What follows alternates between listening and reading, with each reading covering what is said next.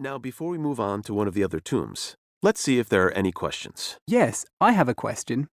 You mentioned that sometimes you found the remains of animals nearby, and you think they are their pets. What kind of pet remains did you find? Good question. Close to this area, they found the remains of animals such as baboons and gazelles. You also said that they buried food with the pharaohs. I'm wondering, what kinds of food did they bury? Oh, they buried many kinds of foods.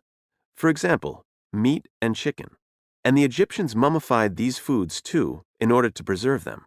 They dried the food with salt and wrapped bandages around them and covered the bundles with resin, a thick, sticky liquid that comes from trees, making them into mummies much as they would a human body. Also, you mentioned that objects discovered from King Tut's tomb were in the Cairo Museum and then were in traveling displays and shows in other museums. What other museums were they displayed in? Let me think. They were in several museums in the United States. For instance, they were in the Museum of Fine Arts in Boston, Massachusetts, and the Peabody Museum of Natural History in New Haven, Connecticut. And they were also on display in museums in Canada, Japan, and France.